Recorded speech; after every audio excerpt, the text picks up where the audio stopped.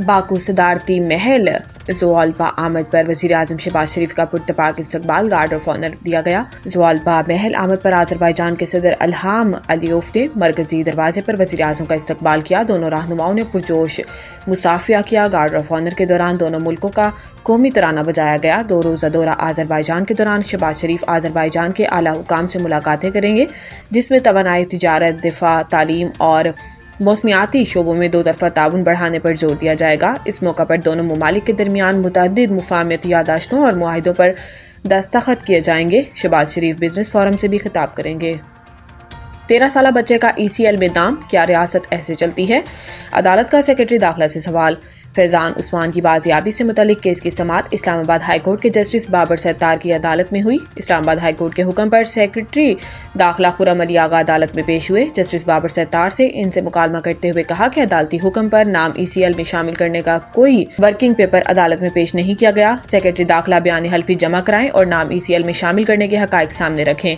Secretary दाखिला 1 हफ्ते में काबीना सब कमेटी की रिपोर्ट, वर्किंग पेपर की रिपोर्ट पेश करें। सेक्रेटरी दाखिला ने अदालत को बताया कि सब कमेटी के चेयरमैन की जानिब से तफसीलात भिजवाई गई थी, जिस पर जस्टिस बाबर सत्तार का कहना था कि हर चीज़ का कोई न कोई तरीकाकार होता है। आखिर ऐसा क्या था जो नाम फहरिस्त में शामिल किया गया?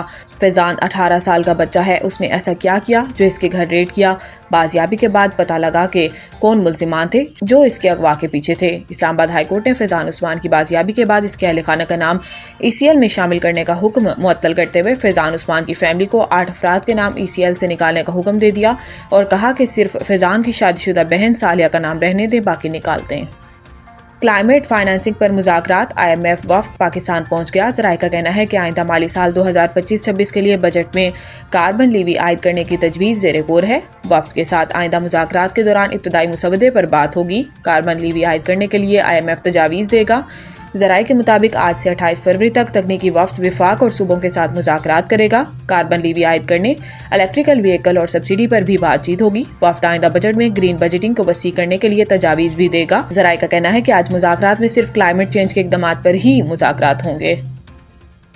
हुकूमत कारोबार चलाने के हवाले से निजी शोबे को पॉलिसियाँ दे। पाकिस्तान बैंक्स एसोसिएशन के तहत पहली पाकिस्तान बैंकिंग समिट 2025 जारी है, जिसमें वफाकी वजीर खजाना सेनेटर मोहम्मद औरंगजेब समेत बैंकों के सदूर और गैर मुल्की मंदोबेन शरीक हैं। वजीर खजाना का कहना है कि इमर्जिंग मार्केट ने गुज़िश्ता 25 साल बेहतरीन अंदाज में गुजारे हैं। सबका इत्तेफाक है कि हमारे जो हाथ में है इस पर तवज्जो देने की ज़रूरत है। इन्होंने कहा कि बिश्तर वज़राए खजाना की तवज्जो पैदावारी नमू पर मबनी रही है। हुकूमत को चाहिए कि वो निजी शोबे को पॉलिसियाँ दे ताकि निजी शोबे कारोबार चलाए। निजकारी का अमल और मालियाती इंतजाम की बेहतरी होना ज़रूरी है। इनका कहना था कि गवर्नर स्टेट बैंक और मैं सऊदी अरब में आलमी कॉन्फ्रेंस में थे।